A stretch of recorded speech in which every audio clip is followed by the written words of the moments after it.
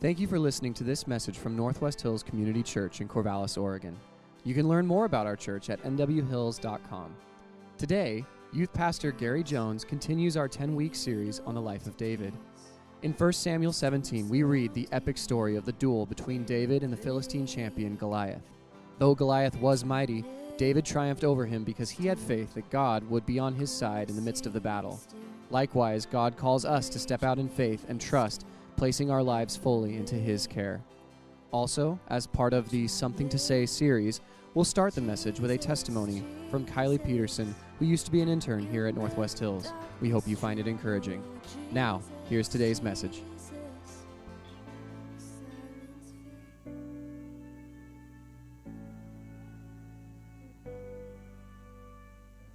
Hi, I'm Kylie Peterson.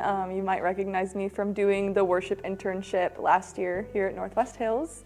I went here for a couple years. I moved here for college and started going here right away. And now me and my husband live in Kings Valley. So a little bit of my background. I didn't grow up in a house where we talked about God or religion or anything. I was not in a Christian household. We had gone to a Catholic church when I was very, very young for a couple years, but after that it was never really a topic of discussion. The first time I went to a Christian church or really heard anything about Jesus was when I was in college, and some of my friends who were Christian were trying to find a church, and I really just wanted to make friends and hang out with people, and so I followed along and I was like, okay, this might be interesting. And after I had started going to church for a while with my friends, I just became more and more curious. There was a club on my campus called Fellowship of Christian Athletes, and I was playing lacrosse at that time for the school, and I got invited to that, and so I was like, okay, here's a way for me to make friends. I ended up joining a Bible study, which I was terrified because I didn't know what that meant, or I'd never really read the Bible, but I thought it would be a cool place to just hear what people had to say, and it was comfortable and safe. And so soon I started to see Jesus moving in my own life and really truly believe in the ways that He could change me for the better. One of my struggles that I've always had growing up was, I guess two of them are people-pleasing and trying to control every situation. Finally, I realized that the pull I was feeling to control my life so much and please everyone was much less important than that pull that I was feeling to follow Jesus. One clear example of me having to give up that control to Jesus was my move to Oregon. I was just graduating from my undergrad in Colorado and didn't really have a next step, and a master's program at Oregon State presented itself. It sounded really scary, and I had never really thought of moving to Oregon, but it seemed like where I was being pulled, and it seemed like that door was opening, and so as scary as it was, I decided to jump on that call and move, and it ended up becoming so much more than just being about school, which is what I had anticipated it being about, but I ended up getting plugged into Northwest Hills, which became an amazing experience, and I got to learn how to serve the Lord through worship in so many more ways than I could have imagined. I ended up meeting my now husband at Northwest Hills, and so that was definitely a big life step that I wasn't anticipating happening coming to Oregon. And so it felt like school was almost the last thing that came out of this move, which just shows how much I needed to stop trying to control what was happening, because I got these other amazing things when I finally gave up that control to Jesus. If you feel like you're someone who is constantly trying to meet people's expectations or just wants to have control over your life fully, I would really encourage you to just take a leap of faith and put your full trust in God to have that control. It might feel really hard, or there might be some difficulties that come up when you are giving that control to God, but God has an amazing plan for you, and the only way to truly see that is to give up that control to Him. And once you do that, the outcome will be so much greater than you could have ever anticipated. Oh yeah, thank you, Kylie. Thank you, Kylie, for sharing your story with us. Man, that girl's got something to say. And something that someone said to me in between services was This is not in the biblical text, so take this or leave it, but they said, come on, man, David had to have somebody in his corner cheering him on, telling him he could do it with the battle against Goliath. And I was like, I looked at him and was like, I read a lot of commentaries, and I didn't see anything like that. And I walked away and everything else, and then I came back to him and was like, dude, it was a youth pastor. I bet it was a youth pastor. So I'm Gary Jones, I'm the youth pastor. And again, that is not biblical, but here we are. Is there any parents in the room? How about parents of small children? Woo, my heroes out here right now dealing with the sleepless nights. How about if you've ever been a small child? Okay, we took care of everybody. Yeah, I got a small child. I got 2 small children. I got a picture of them up here. Lou is 5 years old and Millie is 1 year old. And there they are. You kind of need to get ready here. So I love talking to Lou about the Bible, and I was talking to her about, what's your favorite story in the Bible? And she said, first thing that she said, I was really hoping she'd say David and Goliath, and she said, I just really love in the end when we all get together with God in heaven. I was like, oh man, that is the best answer you could have.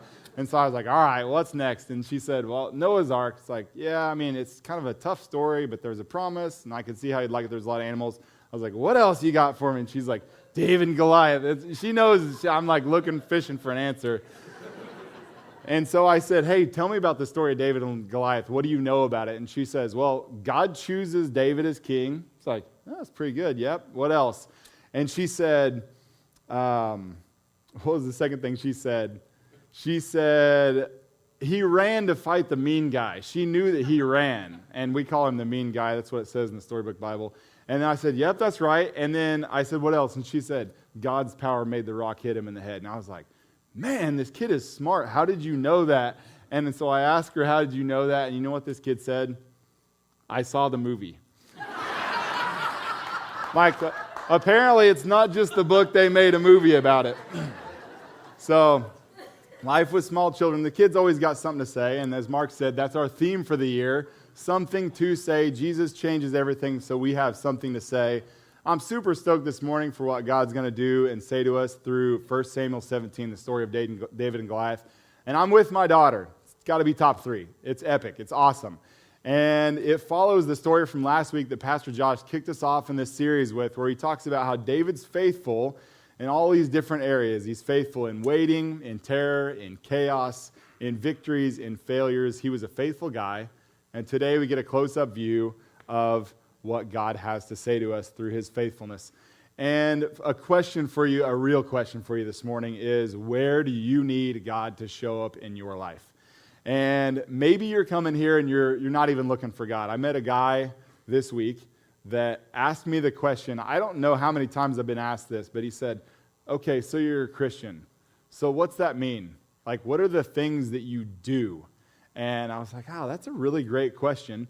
Maybe you're here this morning and you're just getting by. And I think there's a ton of people in culture right now like that. They're so busy. They're so maxed out. They can't even stop to slow down to think, to ask the question, man, where do I need God to show up? Or maybe you're a seasoned saint and you're in here and you've been waiting for God to show up in a big area, in a big way for a long time.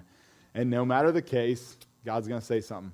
The Israelites in this story, they were people that were busy chasing the wrong things. And they were chasing something other than what God had for them, which we dove into. They were so desperate, last week we talked about, for a king that they begged God, and finally he gave them what they wanted, but he gave them the king that they deserved. And we read about Saul and how he was handsome and tall, head and shoulders above the rest, which as we're reading this story, think about that with Goliath. Here's their champion. And Saul is a king, head and shoulders above the rest of the Israelites, but what's he doing? He's running scared. So keep that in your mind. When things get stressful, he disobeys God. In last chapter, we see how David is anointed the new king of Israel, and he's given the Spirit of the Lord, and he returns to go back to his job. He's watching the sheep for his dad. He's a musician for Saul when Saul has his mental breakdowns to comfort him. And before we even open up chapter 17, we notice something. There's a difference in appearances here. The people wanted a king who looked like a king, tall and strong, and could lead them into battle. One of the main roles in a king that day. But what did David look like? He was an unlikely choice. He was a shepherd. He was lowly. He was a musician. He was the youngest of a bunch of brothers. Even Samuel, God's prophet, when he saw the older brother, said, that's got to be the one. He's tall, he looks like a king. To which God responded in chapter 16, verse 7, do not look on his appearance, on the height of his stature, because I have rejected him. For the Lord sees not as man sees. And here's the famous line, man looks on the outward appearance, but the Lord looks on the heart. And then we get to chapter 17. What's the scene here? The Israelites are gathered in battle against the Philistines, and they're in this valley of Elah, and it's about 2 to 3 miles wide, and you got the Philistines on one side camped out, and you got the Israelites on the other side, and they're drawn up, and out comes a Philistine, a champion. In verse 4, it says a very vivid description about this champion. You don't get, there's a lot of battles in the Bible, and you don't get very many descriptions about a person that are as vivid as this. Look what it says. And there came out from the camp of the Philistines a champion named Goliath of Gath, whose height was 6 cubits and a span. He had a helmet of bronze on his head, and he was armed with a coat of mail. And the weight of the coat was 5,000 shekels of bronze. And he had bronze armor on his legs, and a javelin of bronze slung between his shoulders. The shaft of his spear was like a weaver's beam, and his spear head weighed 600 shekels of iron. And his shield bearer went before him. Look at this picture. This guy is huge. He's mean, and he's strong. And he's 9 feet tall, or over 9 feet tall. He's got armor weighing 125 pounds. I mean, this is a dude that makes Shaq look tiny. He's got a shield bearer carrying a shield twice as big as what you'd normally have. So he's fortified. And the whole deal about the weaver's beam, it was a spear that had a loop at the end of it, and it had cords tied on it and wrapped around it so he could throw it farther and more accurate, making him even more powerful in battle. And so the writer here is really keen to show this guy would be impossible to beat. Hold on, though. This is messed up. Didn't we just read that God's not concerned with appearances? The writer knows what they're doing. The next thing that they write is say, look at this guy's outward appearances. And so would you guys stand with me as we read the next section and honor God as we read his word? We're going to read verses 8 through 11, and then we're going to skip down to 45 through 47. It's on page 239 in your church Bible. This is what God's word says. Verse number 8. It's about Goliath. He stood and shouted to the ranks of Israel, why have you come out to draw up for battle? Am I not a Philistine, and are you not servants of Saul? Choose a man for yourselves and let him come down to me. If he's able to fight with me and kill me, then we will be your servants. But if I prevail against him and kill him, then you shall be our servants and serve us. And the Philistine said, I defy the ranks of Israel this day. Give me a man that we may fight together. When Saul and all Israel heard these words of the Philistine, they were dismayed and greatly afraid. Now skip down to verse 45, David's audacious response to the giant. Then David said to the Philistine, you come to me with a sword and with a spear and with a javelin, but I come to you in the name of the Lord of hosts, the God of the armies of Israel whom you have defied. This day the Lord will deliver you into my hand, and I will strike you down and cut off your head. And I will give the dead bodies of the host of the Philistines this day to the birds of the air and to the wild beasts of the earth, that all the earth may know that there is a God in Israel, and that all this assembly may know that the Lord saves not with sword and spear, for the battle is the Lord's, and he will give you into our hand. This is the word of the Lord. Thanks be to God. You may have a seat. Woo! We're not having fun. Mark said we're partying. We're doing battle this morning. Man, if you want a passage that fires you up of a little biblical smack talk, this is the one. You got to take note of what David says here, and it's our first point. Write this down if you're taking notes. It's God who fights our battles and gives victory. I'll say it again. It's God who fights our battles and gives victory.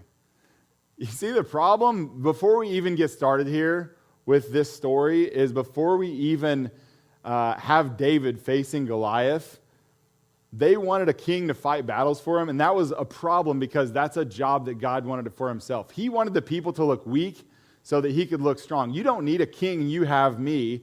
And when Samuel's sad because they chose a king against God, in chapter 8, God says back to Samuel, it's not you they have rejected, but they've rejected me as their king.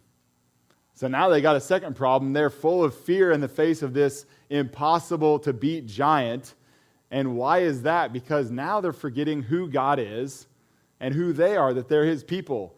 Listen to what Moses says to Joshua in Deuteronomy 31, 7 through 8. Be strong and courageous, for you shall go with this people into the land that the Lord has sworn to their fathers to give them, and you shall put them in possession of it.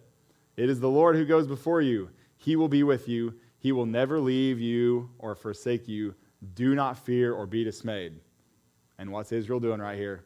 They're afraid and they're dismayed. JJ, that could be a punk rock album wherever you are. They're freaking out because they're not believing their identity of God's people. They're not remembering the stories of what's happened when God let them cross the Red Sea, when God took down the walls of Jericho, when God went before. He didn't need them to be mighty because he's mighty. And again, both these problems go down to their identity, who they are and who they belong to. And man, when I read this part of the story, it would be great if I didn't relate to it, but I'm just like them. And there's times, and I know there's a lot of people in here like this too, where we are scared and we're afraid and we forget our identity as God's children. And on our bad days, we just need to remember that God is our Father, we're his child, and he's got us in our hands. That's kind of a good amen moment right there. Yeah, I know I'm not the only person for that. And really, think about it. I need church every week. I need to be here every Sunday to be around God's people and see them and them see me and encourage each other and pray together. And I'm out here praying for people's lives that are being threatened to death. And we need this every week. I mean, this is what we came here for. So 40 days, Goliath taunts them and jeers, morning and evening, it says. And so what's David do? He sends sends his son David out to check on the battle. He wants him to check on his brothers, take him provisions, and bring back a token or a word of what's happening. And so David goes out. He brings bread for his brothers. You see, even the details of this story about bread are showing that these people, David and the Israelites, they're a common people. It's like in the book of Ruth, you read about this parched grain that's prepared. It's a favorite food of simple people. And he brings cheese to the commanders. And what happens? David leaves it basically with the wagons, and he meets his brothers, and he's talking with them. And as he's talking with them, he hears the giant start to make his boasts. And while everyone else is afraid, you know what David is? He's angry. He's like, this is not right. This is messed up. And he asks in 26, what shall be done for the man who kills this Philistine and takes away the reproach from Israel? For who is this uncircumcised Philistine that he should defy the armies of the living God? Read through the whole story. David never even uses his name. He is calling him out and saying, who is this nobody that thinks he can challenge my God? And he's righteously angry about that. And so we can notice a couple things about David in this story. Number one, he sees past the outer appearances to the way things that really are. Every single person there saw Goliath's physical structure, and I guarantee, as much as we want to be David in this story, you think if you're standing next to a man that's 9 feet tall and is built like a fortress, and he's wearing all this armor, and he's got the best weapons, you think anybody in this room is going to be like, I could take him? There's no way. We would be afraid, and David's angry. We see after that we get a little family drama. It's kind of fun. David's older brother is like, what are you doing over here anyway? And who's taking care of the sheep? And if anybody in the room's got an older brother, it's like, I feel that remark. To my brother Carl, if you're watching, I love you, man. And then the funny part, and this is where it comes back, is David's response is like, hey, man, I was just asking a question. Sheesh. And then he goes and asks somebody else. He's like, hey, for real, though, what's up with this bad guy? You got to love family drama there. His brother says, your heart's full of evil. And really, David's heart wasn't full of evil. His heart was full of just faith for God and excitement of like, this is not what I'm going to stand for. This is not what my God is about. And his heart's full of courage that the other soldiers didn't have. And it's interesting, the other soldiers actually probably believed in God and knew the stories of what God did in the past. But they just didn't have faith in this moment that God would deliver them. And so we see a great contrast. So word gets around to Saul that David's asking these questions, and he sends for David. And David says to Saul in verse 32, "Let no man's heart fail because of him. Your servant will go and fight with the Philistine." And Saul said to David, "You're not able to go against this Philistine and fight him. You're just a youth." And he's been a man of war from his youth. And I love David. He's such a scrapper. We're going to keep studying the life of David here.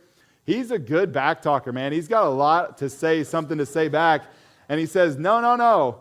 He says, I got a reason to believe. And so the second thing to notice, David's got a deep confidence in God, and it's one that leads him to act. In verse 34, David said to Saul, "Your servant used to keep sheep for his father. And when there came a lion or a bear and took a lamb from the flock, I went after him and struck him and delivered it from his mouth. And if he arose against me, I caught him by the beard and struck him and killed him. Your servant has struck down both lions and bears. And this uncircumcised Philistine shall be like one of them, for he's defied the armies of the living God." He won't say his name, and he says the real flaw of Goliath. Man, he's not coming against us, dude. He's coming against God. And I love what the Christian author John Bloom comments. He says, this reality about getting saved from these animals was David's courage wellspring. He wasn't self-confident. He was God-confident. David believed that God would never break his promise, and if Goliath made himself an obstacle to God's promise, God could flick him out of the way with a pebble. David saw God as bigger and stronger than the fearful Philistine, so he went out to fight, knowing that God would give him the victory over Goliath. And when he did, the victory would demonstrate God's power and faithfulness, not David's courage. And man, I don't know if you're like me, you ever want to believe that God can do something? And so you're like, yeah, I'm with that, I'm for that, I like that promise. But then over here, you're kind of like, I'm going to keep something back. Like, this is just in case. This is my backup plan. Or I'm going to trust God, but I'm going to live in a little bit of this over here just in case things with him doesn't pan out for me. That's Saul's next line here. It's hilarious. He says, the Lord be with you, but let me give you all my gear just in case things don't work out right so you'll be protected. And David says, I can't go with these. They don't fit. I haven't tried running in them. And he takes his staff and he takes his 5 stones and he puts them in his shepherd's pouch with his sling in his hand, and he approaches the Philistine. In verse 41, and the Philistine moved forward and came near David, and his shield bearer in front of him. And when the Philistine looked and saw David, he disdained him, for he was but a youth, ruddy and handsome in appearance. And the Philistine said to David, am I a dog that you would come to me with sticks? And the Philistine cursed David by his gods. The Philistine said to David, come to me, and I'll give your flesh to the birds of the air and to the beasts of the field. And it's interesting that he curses him by his gods, because if you read 1 Samuel chapter 5, you see the main Philistine god, Dagon, and he's in the temple, and they capture the Ark of the Covenant, and they put it in front of where God's presence dwells. They put it in front of the god. The next morning, the god's fallen on its face. And they're like, that's not good. So they set him back up. The morning after that, the god fell down, and his head and hands are cut off. And so as if Goliath's jaunt here is successful, David's response is, man, I'm going to throw these insults right back in your teeth. And it's what we read at the beginning of the service. David fires back and says, you think sticks are nothing? Your spear, your sword, your shield, all your armor are nothing because I'm coming at you with God's power. I'll strike you down and cut off your head. And then he says, so that all will know Israel has a real God. So everyone here will know God doesn't save with sword and spear. Again, the second part of verse 47 says, for the battle is the Lord's, and he will give you into our hand. He had a faith full that God was going to fight his battle and win the victory. And the closest example I've ever came to this in real life of this exchange of smack talk, I went to Haiti 5 times after I graduated college, and when I was down there on one of the trips, there was Haiti has a few different religions. They have Catholicism, Christianity, they have voodoo, and there's just a lot of polytheism in Haiti. And one of the voodoo priests had a pastor move into the neighborhood. And this guy loved Jesus, and he was out here changing lives and meeting people where they're at and preaching the gospel, and things were happening in the community, and it was taken away from the business of the voodoo priest. And he, with just angry hatred, said to this pastor, he said, "You see that spirit tree over there? I'm going to kill you and impale your body on that tree." And you know what the pastor responded with? He said, "Hey, you know what I'm going to do? I'm going to rip that tree out of the ground, roots and all, and plant a church right there." And he did. And the church still stands, and the pastor's respected in the community. You know why? Because God's power will not be overtaken by evil. And so David, he prevails over the Philistine with a sling and a stone, and he struck the Philistine and he killed him. There was no sword in the hand of David, verse 51. Then David ran and stood over the Philistine, took his own sword, drew it out of his sheath, and killed him and cut off his head with it. And when the Philistines saw their champion was dead, they fled. And the end of the story goes, the Israelites chased them, and there's bodies everywhere. And David takes Goliath's head and armor, puts it in his tent, and the chapter ends with Saul asking 3 times, "Who's this young man? Who is this guy?" And so what's all this mean for us today? I'll give you a clue. We're not the hero in the story.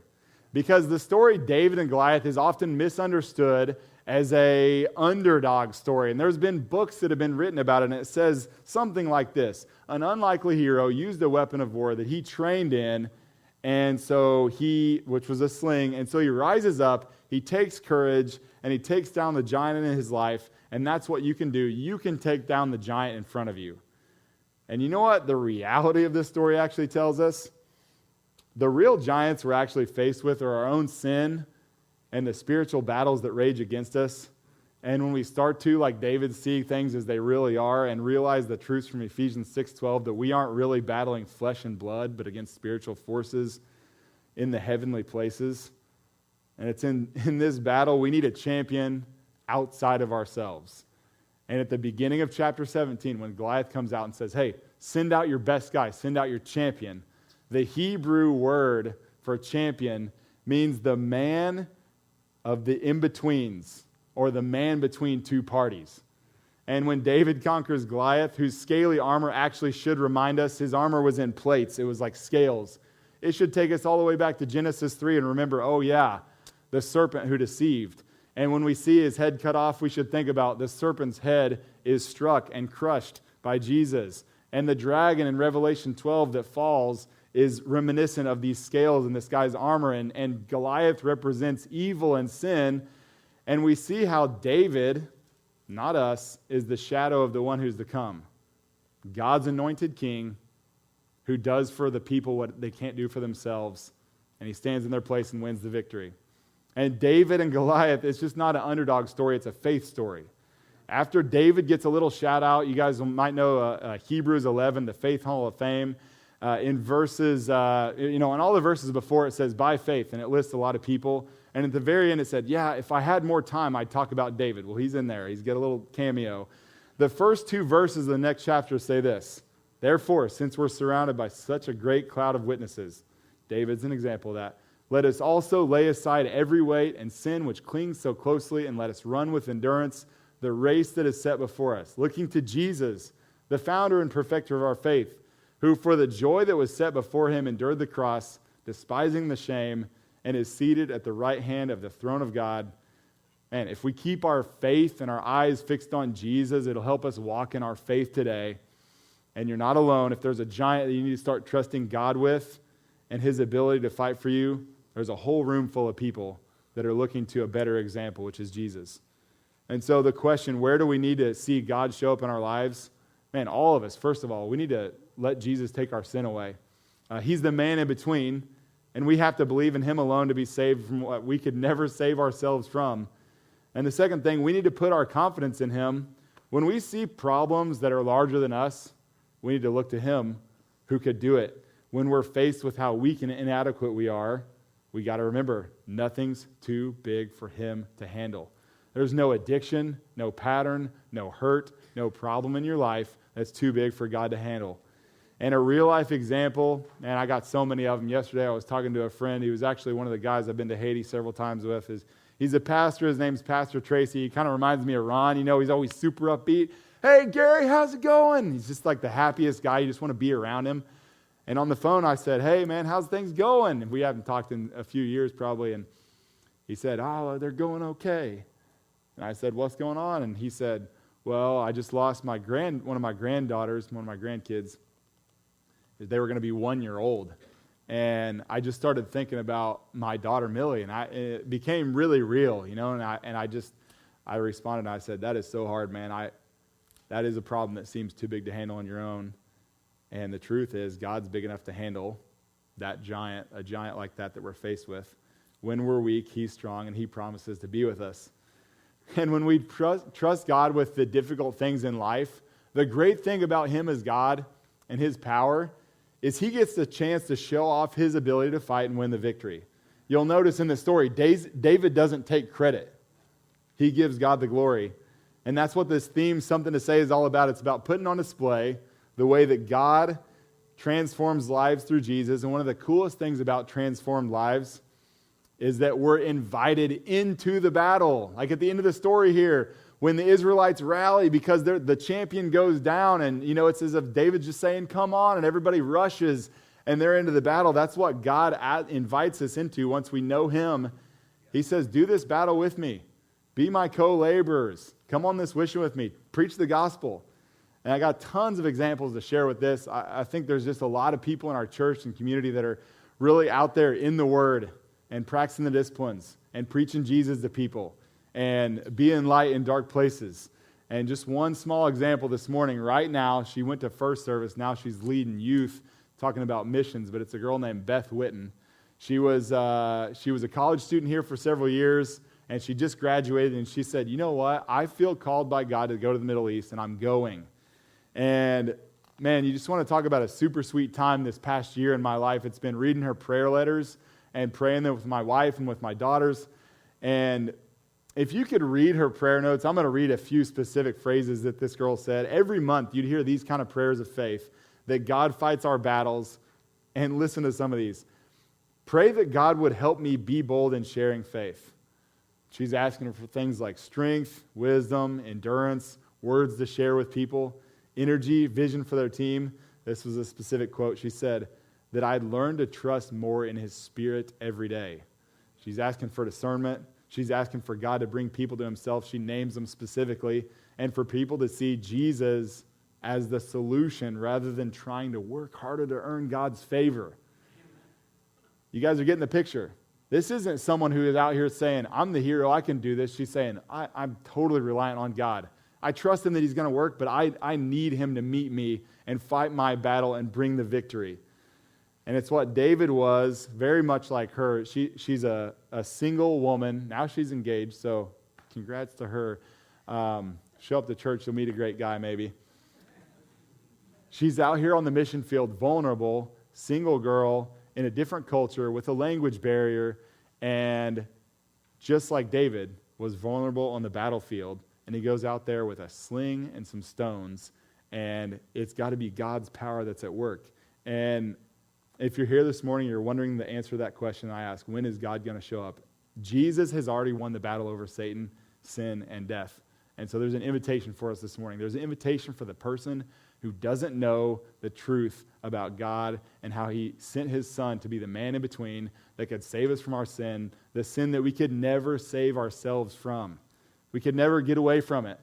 And so He pays the price, and He conquers the beast, and He conquers sin. And there's an invitation for you to believe. And if you're a person here this morning that is a seasoned saint, and you're a believer, and you've been showing up, maybe your eyes have cast a little bit downward, and you're looking down at your problems. We all do it. You got to raise your heavenly fix back up on Jesus and see that God is fighting for you right now, and He wants to see you in the victory. He's already won the victory. And so I'm going to invite the band to come up, and I'm going to pray for us in closing here. God, thank you so much for your truth, for your word, for how you speak, and how we're given not an example of how we can be a hero, but an example of great faith and dependence and trust on you, of a guy who says, God wins the battle, He's the one that fights, He brings victory. And God, whatever is in this room this morning that we need to lay down at the foot of the cross and say, Jesus, I just need you more. You've never left me, you'll never forsake me, and I just need you in my life in this giant area that I just can't overcome on my own. God, break into this space and change our lives. Help us to be transformed by the gospel, by the good news, that you have victory. And God, when we read about David's life and all the suffering he goes through, we relate. And we need to know that you're near. So help us know you're near this morning and help people respond to you. In Jesus' name, amen. Thanks for listening to today's teaching from Northwest Hills Community Church. We hope you find ways to apply the gospel to your life, and be sure to check out our website, nwhills.com, where you'll find ways to engage with us. And if you're able, we'd love to see you at church next Sunday. Thanks again for listening.